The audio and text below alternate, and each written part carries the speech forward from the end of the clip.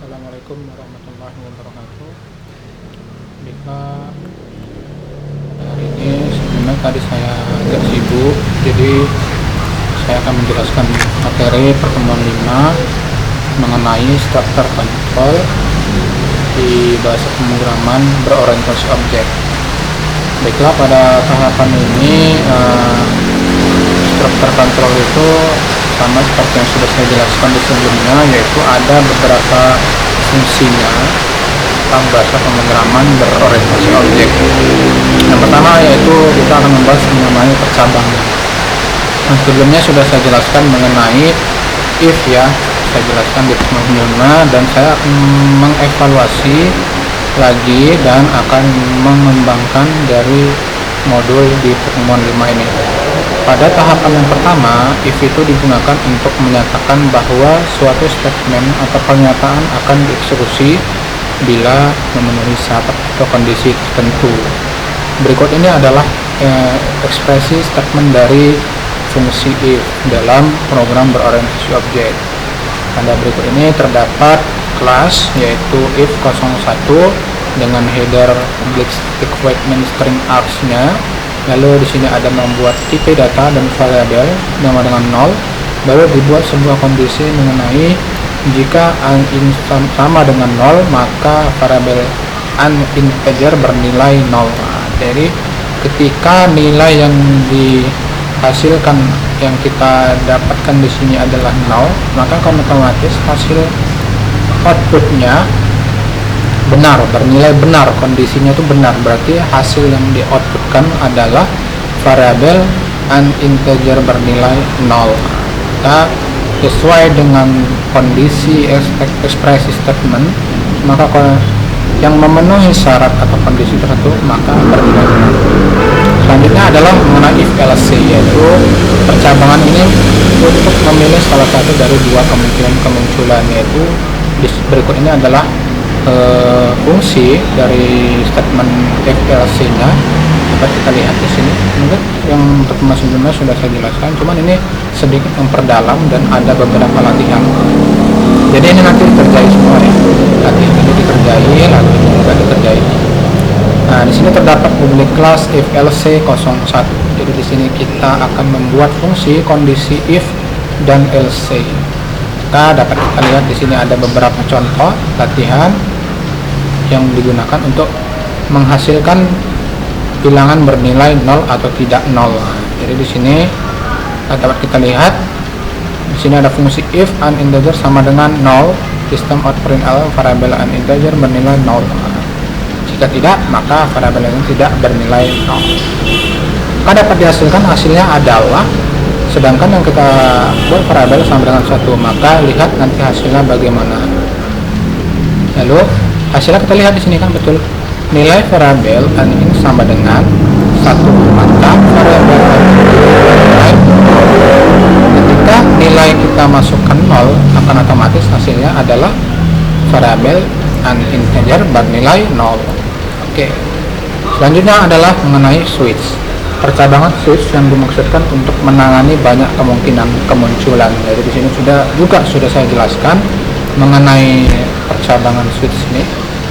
Jadi di sini ada terdapat switch ekspresi, case, dan statement. Jadi di sini kita dapat lihat fungsi kondisinya seperti ini. Lalu kita lihat contohnya. Dapat kita lihat di sini ada public class switch 01. Di sini terdapat tipe data integer variabel a. Lalu ada variabel a sama dengan nilai value-nya 5. Lalu kita buat fungsi dari switch a, yaitu switch variabel a yang terdapat nilai value 5. Maka dapat kita lihat di sini case 0, hasil output yang akan diberikan akan sesuai dengan nilai yang kita inputkan, yang kita buat di sini. Maka kita akan membuat sebuah kondisi case yaitu 0 sampai dengan 9, yaitu menilai 0 sampai dengan 9. Baru defaultnya adalah sistem out println, bukan karakter digit. Jadi yang kita buat di sini adalah nilai 0, 1 sampai 9. Maka dia akan membaca nilai A ini. Nilai A yang kita inputkan adalah 5. Maka yang akan output dari hasil switch ini adalah sistem out println 5. Nah, jadi yang akan dihasilkan ketika nilai 5 yang kita inputkan adalah hasil yang akan di-outputkan 5 juga. Jadi ketika ini kita ganti, maka menyesuaikan dengan kode kondisinya, yaitu sesuai dengan case-nya, case 0, 1 sampai 9. Kalau kita buat 9, maka hasilnya adalah 9. Oke, kita lanjut. Di sini dapat hasilnya 5. Oke. Selanjutnya adalah perulangan. Di sini kita akan belajar perulangan di fungsi percabangan. Nah, jadi di sini ada 3 jenis perulangan yang terdapat pada program berorientasi objek, yaitu for, while, dan do while. Yang pertama kita akan membahas mengenai for, yaitu perulangan for yang menyediakan sarana mengulang kode dalam jumlah tertentu, bersifat terstruktur untuk mengulangi kode sampai tercapai batas tertentu. Jadi di sini ada fungsi perulangan, loop condition, dan step expression. Lalu kita lihat di sini ada beberapa fungsi pengertian fungsinya. Yang pertama yaitu initialization expression, yaitu digunakan untuk menginisialisasi variabel kendali pengulangan. Selanjutnya adalah loop condition, yaitu untuk membandingkan variabel kendali pengulangan dengan suatu nilai batas. Yang ketiga adalah step expression, yaitu menspesifikasikan cara variabel kendali yang dimodifikasi sebelum iterasi berikutnya dari perulangan. Jadi di sini ada contoh dari perulangan for. Kita lihat di sini, ini adalah kelas dari nested for. Ingat, ini kelasnya. Lalu di sini ada kodenya. Ini kita lihat for in i sama dengan 1, i lebih kecil sama dengan 10, i plus plus. Maka kita buat lagi for in j, integer j ada 2 variabel ulangan, yaitu sama dengan i, j lebih kecil sama dengan 10 titik, lalu j plus plus. Lalu kita buat output system out print j dan system out print ln. Nah, dapat kita hasilkan di sini. Lihat hasilnya seperti ini. Dia nilai 1 sampai 10, 2, 3, dan selanjutnya. Kita akan diulang berdasarkan loop conditionnya. Selanjutnya adalah variasi dari perulangan for. Nah, di sini ada public class variant for, yaitu kita akan membuat variasi. Di sini integer i sama dengan 1 for. For ini adalah sebuah perulangan.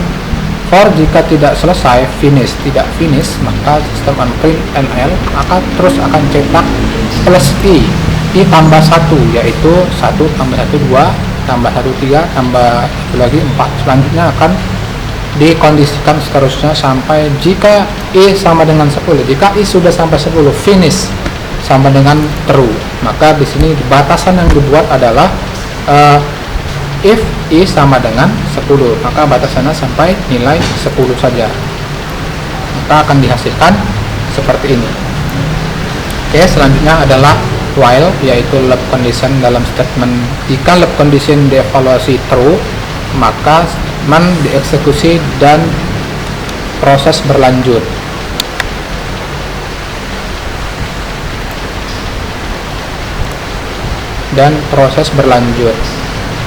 Oke, selanjutnya jika loop condition sejak semula dievaluasi false, maka statement tak pernah dieksekusi.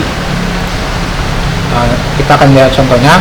Di sini kita dapat membuat while dengan perulangan while, yaitu kita membuat kelas while loop, lalu membuat fungsi while. Di sini i lebih kecil sama dengan 10, maka integer j, nilai tipe variabel integer j sama dengan 1, maka j itu adalah yang akan kita panggil pada sistem unprintable-nya, itu dengan pembatasannya itu 1. Maka nilai yang ini lebih kecil dari 10. Nah, jadi ketika nilai yang kita akan tampilkan itu akan berada di lebih kecil dari 10. Selanjutnya adalah plus i, yaitu tambahkan 1 setiap perulangan. Maka akan dihasilkan yaitu i sama dengan 10. Karena di sini kita buat nilai i lebih kecil sama dengan 10. Jadi nilai i itu kan 1, maka tidak lebih kecil daripada 10. maka akan dihasilkan satu nilai, yaitu nilai 1 sampai dengan 10. Selanjutnya adalah do while, yaitu perulangan do while serupa dengan perulangan while, yaitu hanya memeriksa kondisi yang dilakukan adalah setelah statement. Berikutnya ada statementnya, sama membuat kelas do while loop. Jadi kita akan membuat do terlebih dahulu, fungsi do, yaitu do integer i sama dengan 1, do system println i sama dengan plus i. Maka setelah itu kita akan membuat fungsi while. Di sini terdapat i lebih kecil 11. Jika i lebih kecil dari 11, maka yang akan dihasilkan adalah i sama dengan 1 sampai 10, karena itu tidak lebih besar daripada 11. Selanjutnya kita akan membahas mengenai kelas dan objek, yaitu di sini ada beberapa fungsi dari kelas dan objek. Di sini kita langsung ke dalam studi kasusnya, yaitu membuat definisi kelas bernama NiceGuy. Simpan dengan file NiceGuy.java dan compile file tersebut. Nah, nanti diarahkan mahasiswa dapat membuat kelas baru dengan nama NiceGuy. Lalu kita membuat fungsi. Di sini ada kodenya, definisi kelas gas. Baru kita buat kode seperti biasa ya. Ini ada string name, this name untuk menampilkan nama, initialization of name, akan menampilkan nama dari nama yang akan diinputkan nantinya. Lalu selanjutnya di sini kita membuat sebuah Java application yang bernama Frescode. Simpan source ini dalam file bernama Frescode di directory yang sama dengan tempat Anda menyimpan NiceGuy. Berarti ada dua file yang sama yang Anda simpan kodenya. Lalu nanti ini dicoba langsung seperti biasa. Lalu di sini ada beberapa keterangan, yaitu terdapat di atas. Program di atas merupakan contoh pendefinisian sebuah kelas bernama NiceGuy pada definisi kelas NiceGuy. Pada aplikasi Java merupakan kode dari sebuah aplikasi Java yang bernama Frescode, yaitu aplikasi tersebut kita gunakan untuk NiceGuy untuk membuat objek bertipe NiceGuy. Jadi hasilnya seperti ini. Oke, itu bisa dicoba. Baru sini ada pendefinisian kelas, yaitu sintaks dalam mendefinisikan kelas, yaitu dapat kita lihat modifier, kelas, nama kelas, extend parent kelas, implement interface, lalu ada deklarasi field dan definisi metode-metodenya. Jadi di sini ada beberapa statement. Terdapat beberapa statement yang tertera dalam kurung siku bersifat opsional. Dengan demikian, definisi minimal dari sebuah kelas bisa jadi seperti ini. Nah, ini kelas useless. Nah, dari sini kita dapat membuat kelas baru dengan nama useless. Lalu kita buat buka kurawal dan tutup kurawalnya. Lalu selanjutnya adalah mengenai sintaks untuk mendeklarasikan field. Di sini kita buat tipe nama field. Lalu selanjutnya adalah sintaks untuk mendefinisikan sebuah metode seperti ini, yaitu modifier, return tipe nama metode, parameter, dan statement. Oke, kita lihat contohnya langsung seperti ini, yaitu kita dapat membuat, kita bisa mencapai rumahnya. Di sini kita dapat lihat, di sini ada NiceGuy. Nah, kita buat parameter di sini dan ada beberapa ini mendeklarasikan metode dan hasil output yang akan dihasilkan pemanggilannya jadi seperti ini. Nanti dicoba langsung.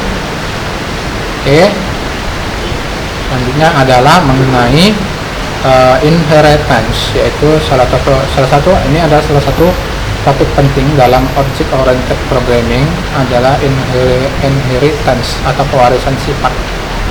Dalam pengembangan software dapat bekerja lebih efisien dan dapat menggunakan definisi kelas yang pernah dibuat sebelumnya untuk membuat kelas-kelas lain yang menyerupai kelas tersebut.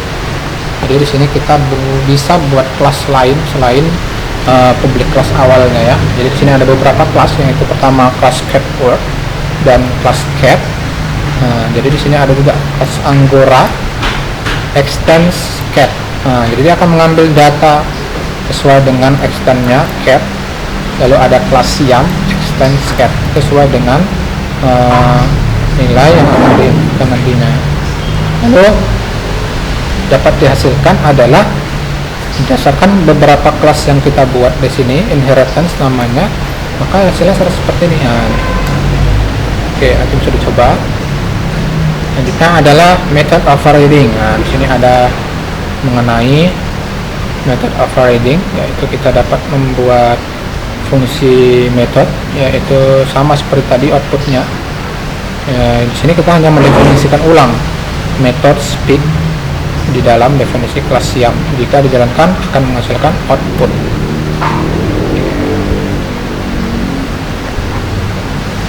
Selanjutnya kita ini hanya penjelasan ini. Oke, ini dikerjai ya yang ini ya.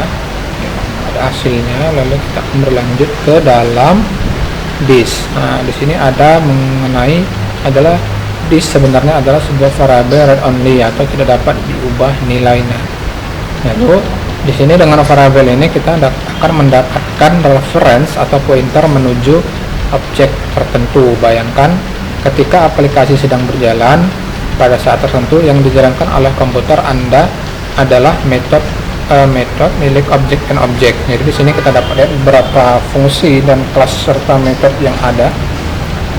Di sini kita buat pertama adalah kelas device and better story. Lalu kita akan membuat kelas defining bank. Lalu kita buat kelas baru lagi.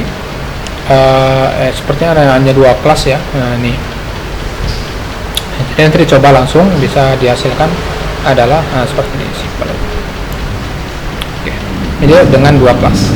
Lalu ada namanya abstract, yaitu metode dalam yang mempunyai yang belum mempunyai implementasi, yaitu untuk biasa digunakan menyatakan suatu metode abstrak, membutuhkan keyword abstrak pada deklarasi metode tersebut. Jadi di sini dapat kita lihat yaitu cara sintaks dari pendeklarasian metodenya. Abstrak return tipe nama metode daftar parameter.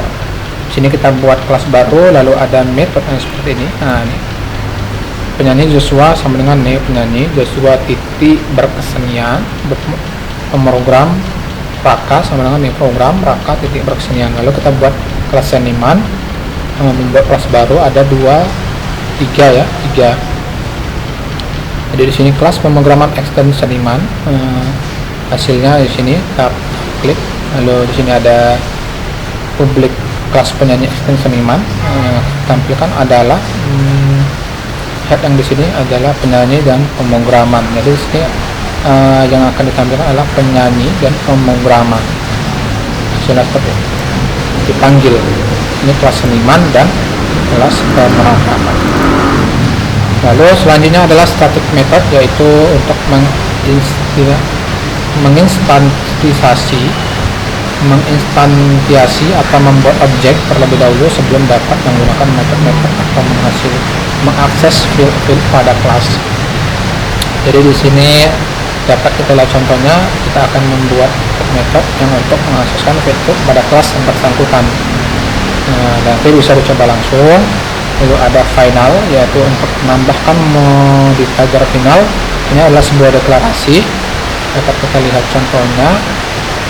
Final juga bisa diberikan bagi kelas, yaitu kita dapat buat turunan dari kelas final.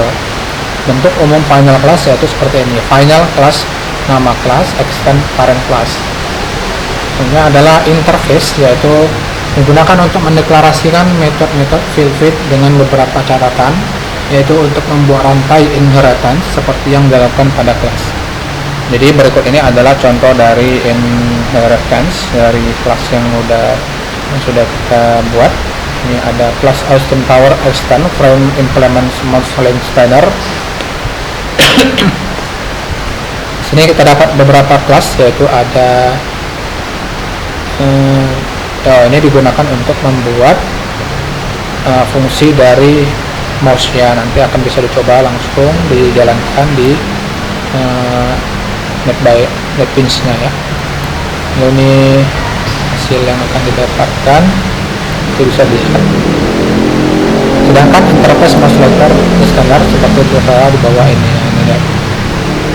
Ini kita buat apa namanya package Java ya ini. Oke, kita akan lanjut polymorphism. Nah, di sini kita dapat untuk didefinisikan kemampuan beberapa objek bertipe sama, yaitu untuk menampilkan pesan terhadap pesan yang sama. Maka kita akan membuat class getParty dan membuat fungsinya seperti ini. Maka hasil yang kita inputkan adalah getConstructor, nah nilai yang sama, get 3 akan ditampilkan 2, dan ini akan menampilkan data. Oke, selanjutnya adalah operator instance of, yaitu kita akan membuat pihak server ingin mengetahui tipe spesifik dari objek cat yang diterimanya, dapat kita lihat di sini. Silahkan dicoba. Selanjutnya adalah package, yaitu kita bisa untuk mengelompokkan kelas-kelas yang dimana juga interface yang terkait dengan jenis dan fungsinya yang ada dalam package. Oke, ini beberapa fungsinya, dan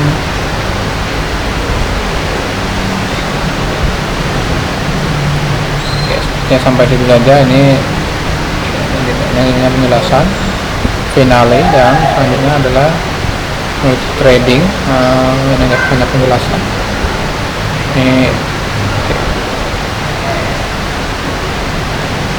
Ini latihan ya. Ini kita langsung ke dalam agen akhir nanti untuk latihan. Di sini kita buat.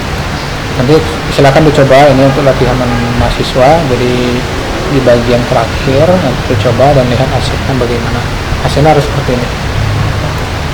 Oke, ya, latihan-latihan yang ada di modul itu silakan dikerjakan dan dibuat evaluasi dari latihan tersebut, berikan keterangan, dan jangan lupa diisikan di laporan praktikumnya. Oke, terima kasih untuk penjelasan mata kuliah program tersebut pada hari ini. Saya tutup dengan mengucapkan alhamdulillah. Assalamualaikum warahmatullahi wabarakatuh.